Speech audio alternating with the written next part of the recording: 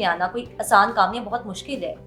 जी मुश्किल तो है, लेकिन शौक होना, टैलेंट था आप में शुरू से। जी बिल्कुल, क्योंकि जब कुरान पाक पढ़ना, शौक से पढ़ना और लिखने का खुद ही दिल करना, तो वो तो फिर नहीं तो वैसे कोई जब आप स्कूल में थी तब कोई ड्राइंग वगैरह करती थी? जी बिल्कुल, बल्कि जो क्लास में वो चार्ट लगाते थे वो सब वो मैं लिखती थी। मतलब बहुत वहाँ अच्छे से आपका जो सफर था वहाँ से आगाज हो चुका जी था। बिल्कुल। नहीं तो आप ये बताएं कब आपको लगा कि आपका जो पैशन है अब आपने अपना मतलब एक कमाने का जरिया बनाना है, कब आपको ये चीज लगी? कमाने का तो मैंने कभी भी नहीं सोचा था। सोचा ही नहीं था। जी सोचा ही नहीं था, क्योंकि मैंने इतना इसमें इतना काम किया कि मुझे ये काम करके इतना अच्छा लगता था, खुद को बहुत खुशी होती थी, सुकून मिलता था।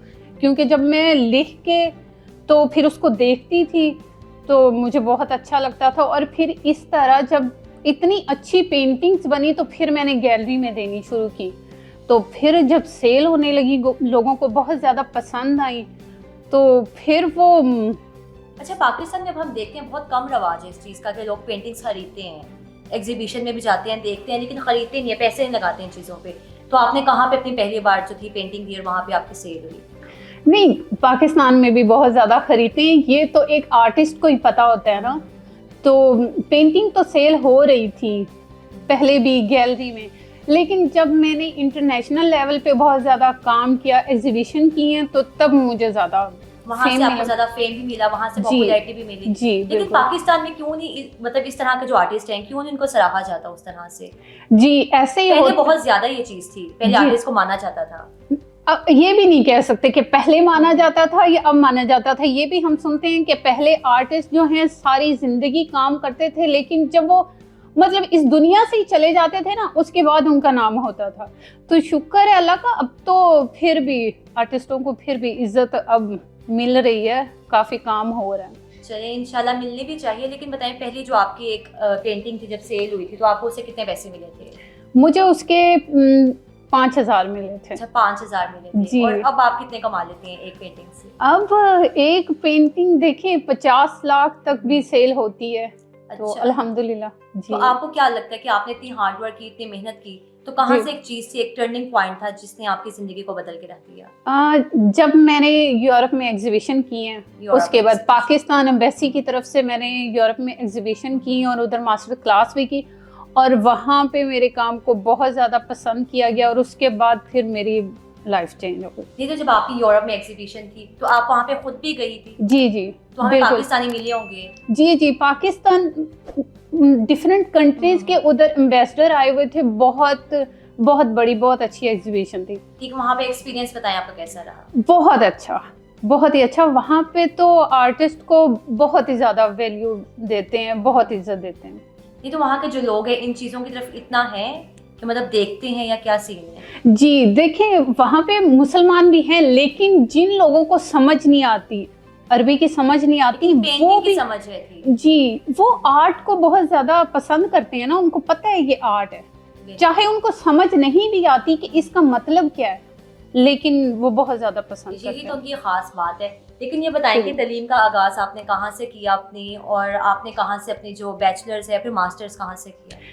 मैंने आर्ट की मैंने डिग्री नहीं ली, मुझे शौक था, मैं साइकोलॉजी में मैंने मास्टर किया। माशाल्लाह, आप तो मल्टी टैलेंटेड है कि आपने डिग्री किसी और में की और आगे आपका शौक कुछ और था। जी। तो आपने इसमें की साइकोलॉजी में? जी। तो कौन सी यूनिवर्सिटी से आपने किया? मैंने पंजाब यूनिवर्सिटी से। अच्छा, तो वहाँ पे आप पेंटिंग्स वेयर करती थी उस तरह? वहाँ पे भी काफ़ी हम देखते हैं, काफ़ी एक मेला और एग्जीबिशन टाइप कुछ होते हैं। जी देखें, मेरा काम तो सेल हो रहा था। ये जो यूनिवर्सिटी में इस लेवल पे काम वहाँ पे नहीं लोग खरीदते, लेकिन जो बाहर है ना, बाहर बहुत ज़्यादा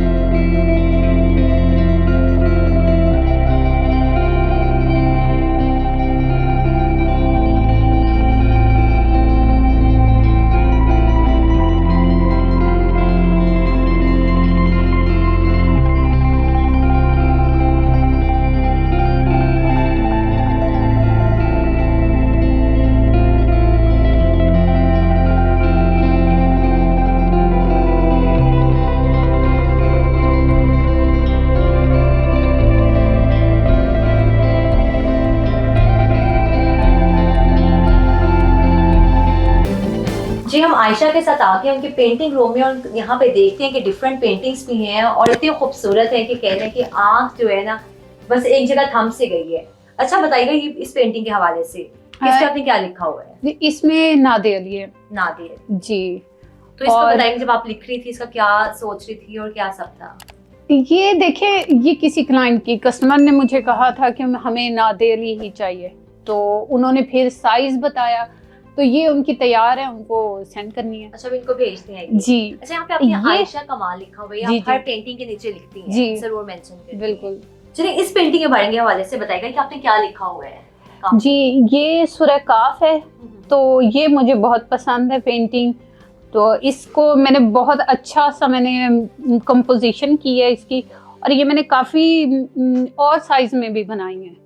अच्छा आपने बात की तो बहुत कह लें कि मुश्किल ही था ये लिखते हुए, देखते हुए लग रहा है कि कितने अल्फाज इतने बारीकी से लिखे हुए हैं। जी, इसमें काफ़ी डिटेलिंग है, मतलब इस पेंटिंग में बहुत ज़्यादा डिटेलिंग है। ये मैंने काफ़ी डिफरेंट ये काम किया, तो ये मुझे पेंटिंग बहुत ज़्यादा पसंद है। ठीक है, ये छोटी छोटी बीच में चीजें ऐड की हैं, इसके बारे में बताइएगा। जी।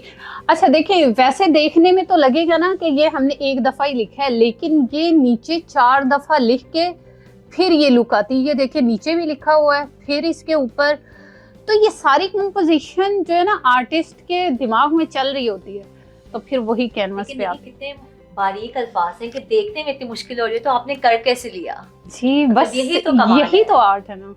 सही। अच्छा इसके बारे में बताइएगा जो ऊपर है, ये भी माशाल्लाह से बहुत जी, खूबसूरत है, ये क्या लिखा हुआ है? ये शिफा है, सूरज शिफा।